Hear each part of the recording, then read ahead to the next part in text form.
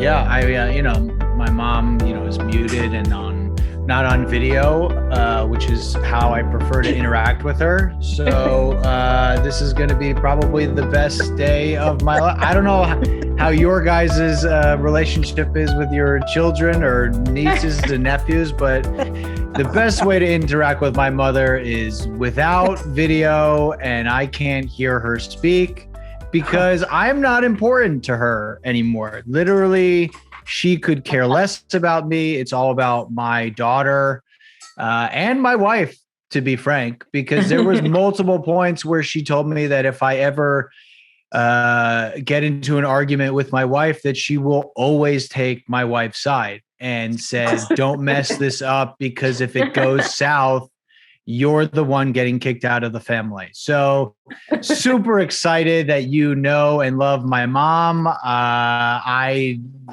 think I love her. It's tough to say all the time because no, it's not. I love her to death. She's amazing. You guys know, maybe you love her as much as I do. That's okay. What should we talk about? I guess it's hard to not talk about coronavirus. It's all I've thought about. A lot of people are just like, oh, let's go back to normal. It's like, I don't know how I'm going to go back to normal. Like, people were like, let's go to brunch. I can't do it. I don't think I'm ever going to be normal again. It's tough to say that this hasn't been trauma, because it's been basically trauma for 2 years. And people are just like, no, I'm eating breakfast in the bus lane. People are trying to act like it's normal. It's like, no, I'm having brunch in a bubble in the middle of Fifth Avenue. That's not like a normal thing that we could ever say that we did before. I hope you guys, I assume you were all I got vaccinated. I got the boost. Everyone asked me a lot of competition about which vaccine you got. It turns into like a Jets versus Sharks type situation. I got all three of them. I've just mixed them together like an Arnold Palmer. I don't even know. It wasn't even a shot. I just drank the vaccine. I'm not sure if that's how you're supposed to get it, but it's crazy that we're at the point where we have to convince people that the getting a life-saving vaccine is not enough for people. We have to give incentives. We're giving away gift card. People are like, do you want a life-saving medicine? And they're like, no. And they're like, do you want $20 to Olive Garden? And that is convincing people. That's how crazy it is. People are like, I would rather have $19 to Subway than to live. And listen, I guess we got to do whatever we got to do to get people to take this thing, which is fine. It does feel like, even though, Omicron, whatever, it feels like we're getting a little bit back to normal, because billionaires have started to do billionaire things again. I don't know, like for the last 2 years, rich people were just giving us money and just saying, here's millions of dollars, save the climate, save the children, save the whales, save they were just giving us money. And now billionaires are doing billionaire crazy things again. Like, billionaires are like, you know what? I'm going to space now. That's what I'm going to do. Like, that's like, I don't know if you all care that Jeff Bezos is going to space. I don't care. Okay. We went there. We were there already.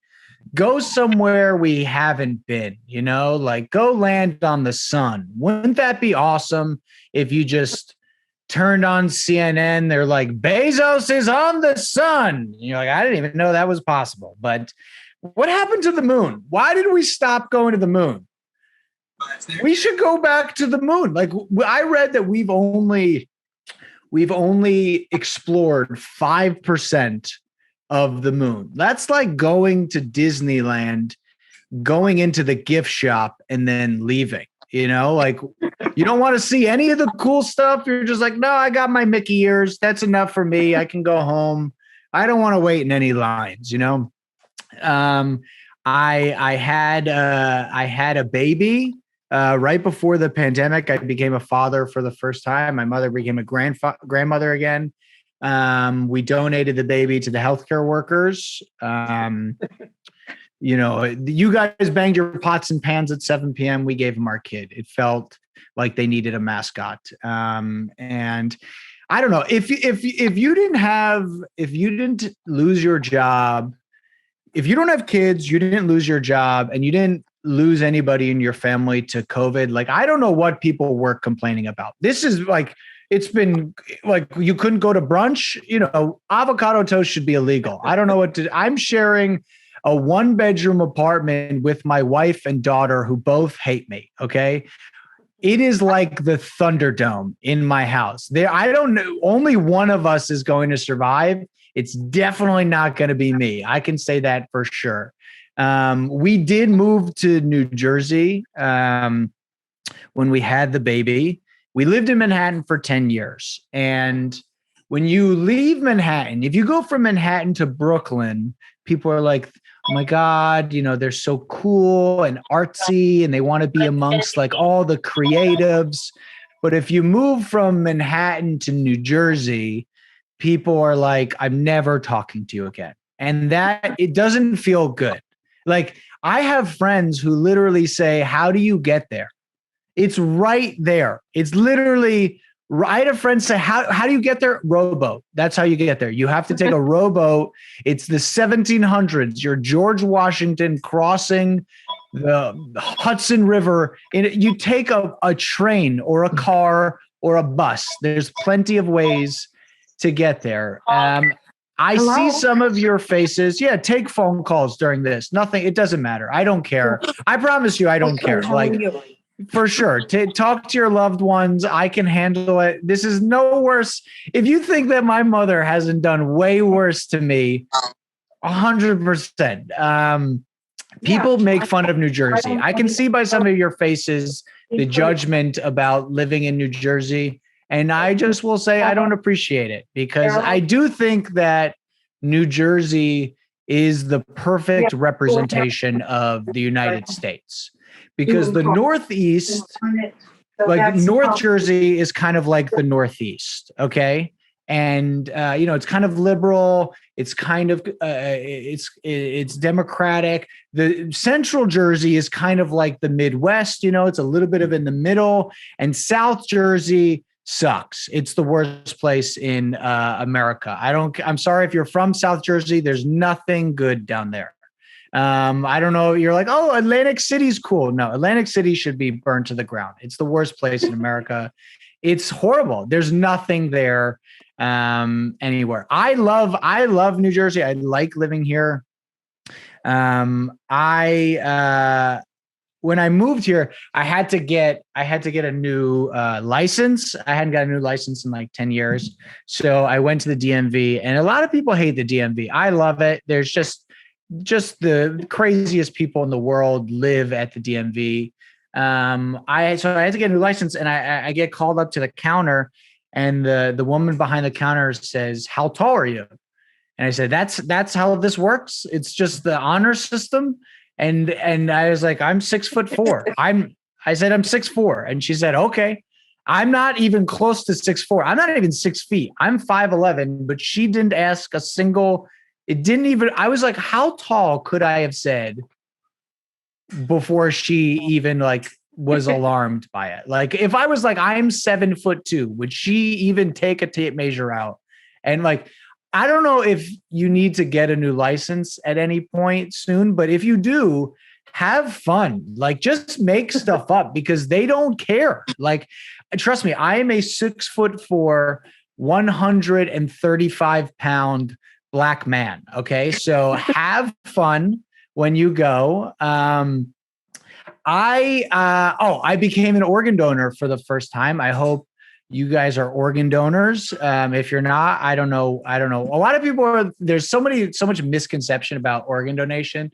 People are like, well, if I'm in a car accident, they're just going to rip the organs out of my body. No, they're not going to rip organs out of your body. Okay.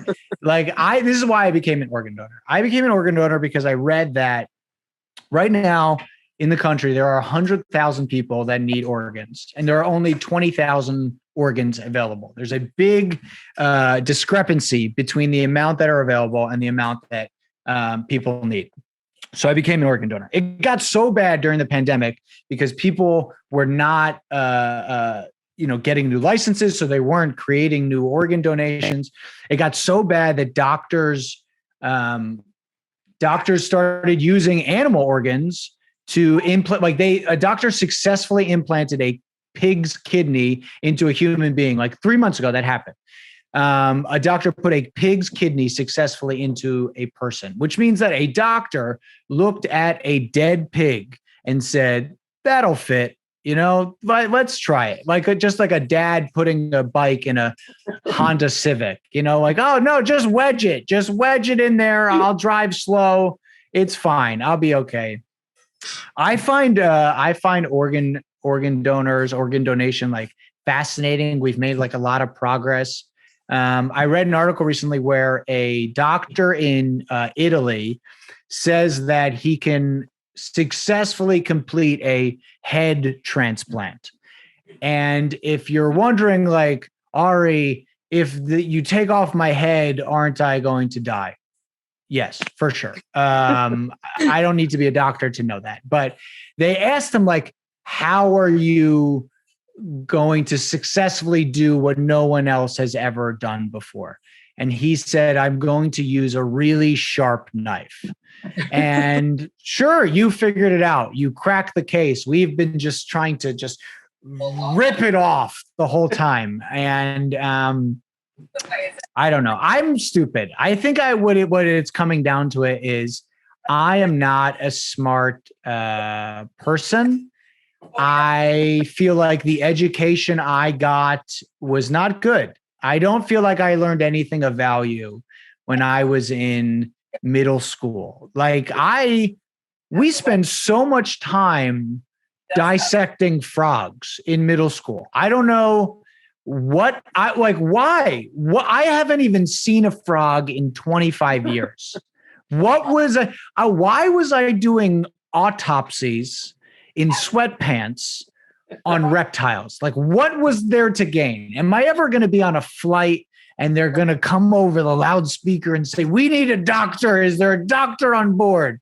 And I'm going to say, I'm not a doctor. I do know my way around a toad's abdomen, though. If that is what you're looking for, I can spot out a toad lungs. Like, what was I doing? I was just stabbing a toad. Like, I don't even know. I would love to be in the meeting with a science teacher and the superintendent. Like, what superintendent approved that? Like, there's no way that, like, it was just some crazy science teacher who was like, I got a guy who's got a bunch of frogs lying around if we want to have fun with them. Like, there's no value in that whatsoever. And it's so bad that I didn't learn I don't understand how basic things work. I don't understand, truthfully, I'm 35 years old. I don't understand how the mail works. Okay. Not email. I'm not talking about email. I don't understand regular mail. How does a small little letter this big, go from New York to Oregon without getting lost? Like, how does it go from being put into a box, into a bag, onto a truck, into a facility, onto another plane, into a truck, into a facility, into a bag, into another box, and get there in 3 days?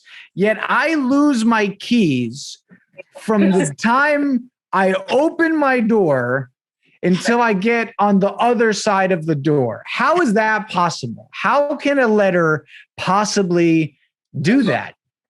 I don't know. I think I'm just stupid. I don't know my wife's phone number. I mean, like, when I was a kid, I knew every phone number. I know the pizza place in my hometown. I haven't ordered from there in 25 years. I know 3 phone numbers. If I ever go to the hospital or go to jail and they're like, you can make 1 phone call, who are you going to call?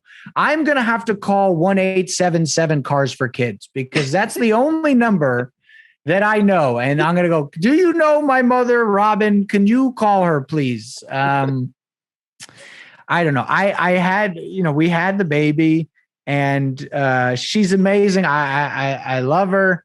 It's hard to even like explain. You think you understand love before you become a parent. And then when you look at your kid, you say, I don't like this. If that was love, this is something totally different, because I feel a way about this human being that is you can't even really put into words, which is it's a lot. It's confusing because my daughter is really mean, like almost to the point of evil. She's an evil little girl. People say you shouldn't call your kids evil, and those people don't have kids because they're so mean. Like my daughter makes, like, everyone think of a mean person in your life that you kind of keep in your life just to hate. Like you want them in your brain a little bit so that when you're having a bad day, you can be like, oh man, I hate Karen. And that makes you feel a little good. My daughter makes Karen look like Malala or Greta Thunberg. Like my daughter, but she struggles to sleep sometimes. Okay. So my wife will bring her into our bed to sleep because she feels more comfortable in our bed. And the other day I wake up and my daughter's finger is in my mouth. And I'm like, okay, my daughter's just being funny. She wants me to wake up and play with her, which is great. And then I feel around in my mouth like a little bit longer, and there's a booger. She put a booger in my mouth. And I start freaking out. My wife's like, don't let it bother you. She doesn't know what she's doing. I'm like, she's laughing. She knows exactly what she's doing. Okay. This is premeditated. She woke up with the snot to come into my room and put it into my mouth. This is the kind of thing they teach to FBI agents at Quantico. This is counterintelligence.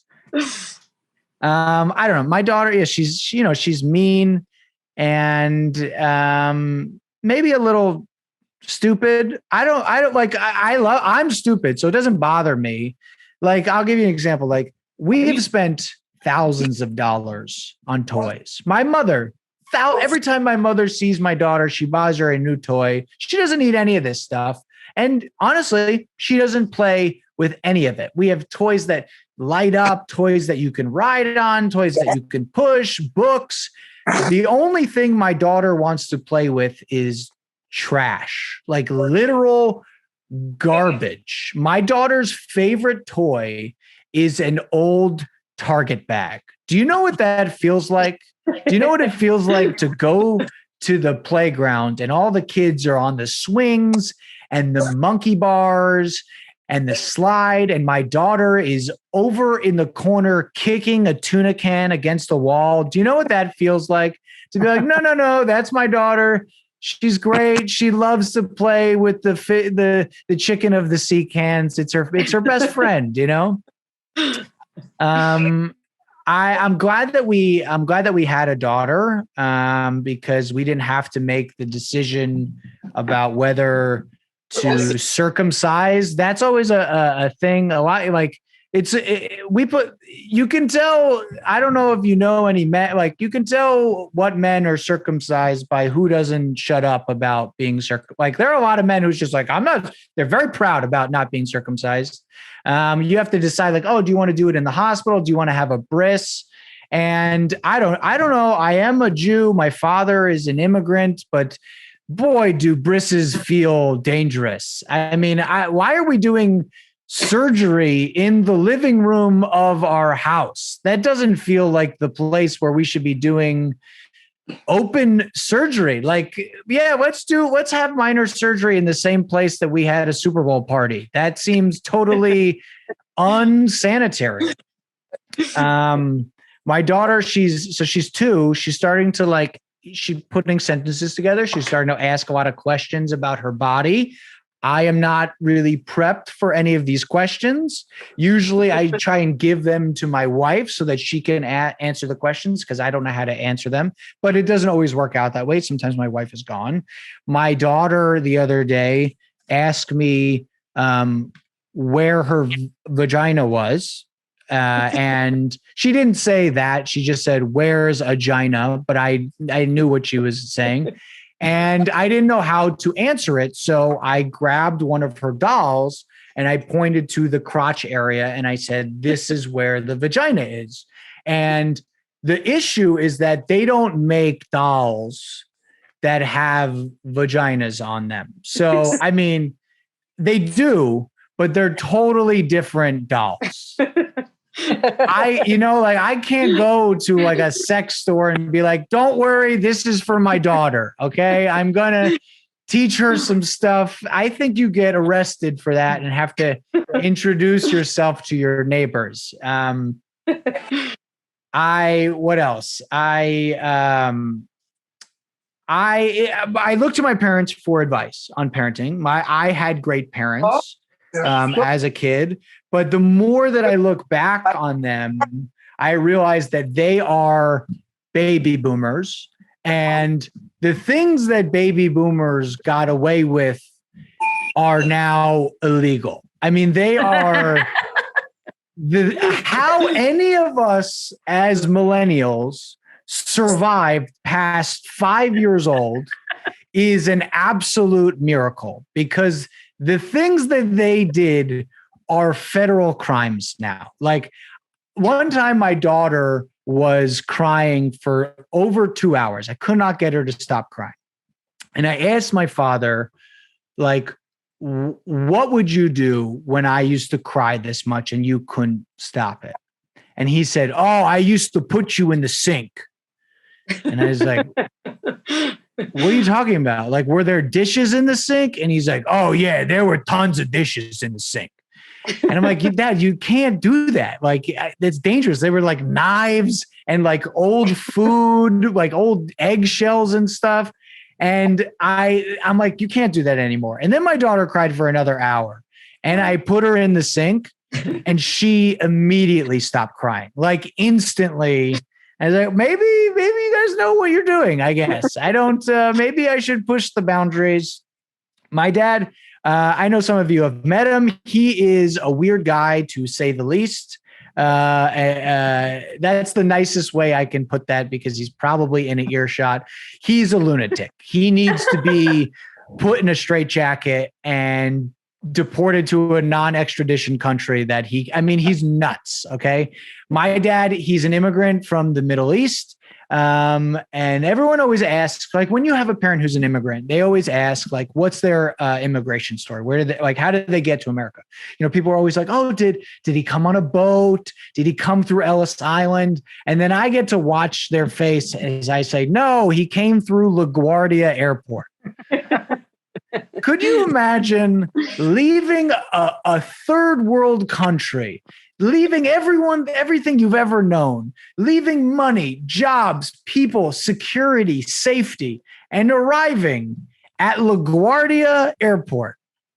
I'd be like, "Turn the plane around, take me home." LaGuardia Airport is a third world country. It is a hallway that airplanes park at. Okay. Every person that works there, you look at them and they're like, "Do you live here? Why are you so dirty? Why have your clothes not been cleaned in years?" It is the worst place that I can tell. My dad, he came here, he moved to America, and he moved here when he was very young. So he does not have an accent. So anytime I tell them that he is an immigrant, they think he's going to walk up and be like, "Hello, my name is Michael. I want to talk to you." But then he walks up and he's just like, "Hey, how you doing? My name's Michael Fit."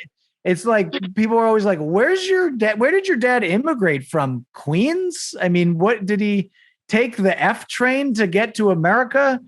I am married. My wife hates me.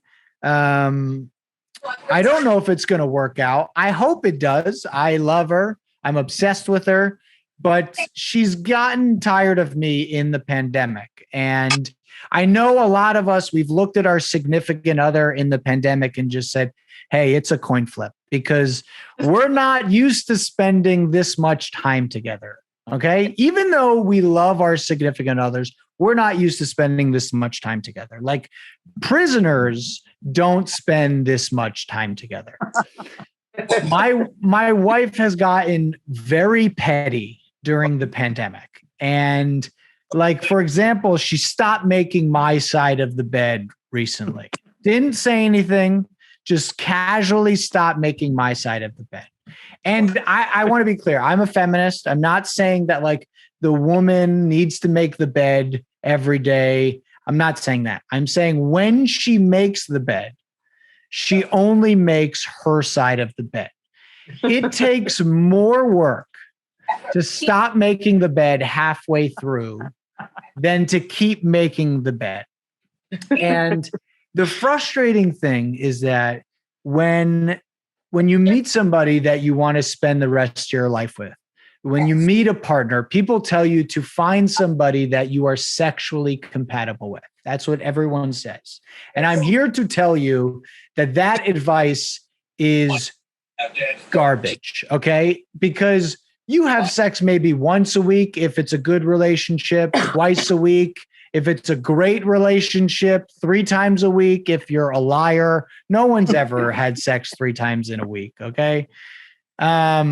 It's more important to find somebody that you're sleep compatible with because you do that 10 hours every single night. Like my wife and I are not sleep compatible. She's one of these lunatics. I will lovingly call her a lunatic who likes to fall asleep spooning. And it's hot. Don't leave me alone. Okay. Like that is not an ideal sleeping situation. I don't even think it's really how my wife wants to sleep. Her ideal sleeping situation is her face down in the mattress like a starfish and me on the floor. That's how I think she would rather sleep. I do think that, and I firmly believe this, and if I ever run for president, this is going to be my only platform, that it should be illegal, a federal crime for a husband and a wife to share a bed. I really, really believe that because when we were all kids, we all had our own bed. You know, Jillian's daughter, she has her own bed. I'm an adult. I pay taxes in this country. I vote. Every night I have to go, can I have more blanket, please? Please, please, can you move over? I need more of the bed, please. Like it's not even me. Like me, I'm poor. Like the richest, most powerful people on the planet share beds. Like Angela Merkel shares a bed every night with some dumb German guy. Okay. And she's the most powerful woman on the planet. The last thing I'll say, I'll get weird. You know, I'm gonna briefly talk about sex. You don't have to be weird. My mother has stopped listening 20 minutes ago. So people ask you when you get married, like if sex changes. That's a very I don't know why everyone asks you that, but that everyone asks men that, like, does the sex change when you get married? And it doesn't change. It never changed. What does change is how you initiate sex. That does change. Like when we were dating, it was like a scene out of Top Gun, you know, like I would just like look at her and she would just like fall onto the bed and a song would start playing and the music would just turn on and it was great. And now anytime that we have sex, it's like I'm like negotiating a deal on Shark Tank, you know, like it's like I'm trying to have sex in exchange for 5% of my CBD shampoo company. People tell you when you have kids that the time to have sex is like before they wake up. That's what people say. My daughter wakes up at 5:30 in the morning. You want me to have sex at 4:45 in the, what am I, a farmer? What do you want me to do? You want me to be like, honey, let's have sex. I got to go milk the cows. So I don't know. That's all I'm going to do before I do leave. What I will, I do want to say to you guys is that I know it's been hard for me, to go through this 2 years. I can't imagine any of you who are struggling, what it has been like to not have the camaraderie and stuff with this group and your normal friends and family and that kind of stuff. What I will say is that this group means a lot to my mother, and her situation was so long ago. And I know it must mean a lot to those who are going through some stuff now. So thank you for being there for each other. Thank you for being there for my mother. And I hope, I said this last year when I did this and it didn't come to fruition. So I hope next year it finally does, that we can do this in person and I can make you all laugh in person instead of seeing your really dirty homes that you should have definitely cleaned up for this Zoom call, but didn't. Sharon, I think you're supposed to be working right now, but I appreciate you taking time away and risking your job for this. So thank you so much. Thank you so much, Ahri. That was awesome. It was, as we said, the gift of laughter is, you cannot put a price on that. So thank you so, so much. I saw so many smiles, so much laughing, and it was absolutely perfect. So we appreciate you, Ahri. Again, we appreciate the entire Findling family who, always time and time again comes through for Woman to Woman. You all are amazing. And again, we appreciate all of you. So thank you for being here. We hope this brought a smile to all of your faces. You deserve it. And so you too, Mila. She likes it. Your newest fan. Have a great day.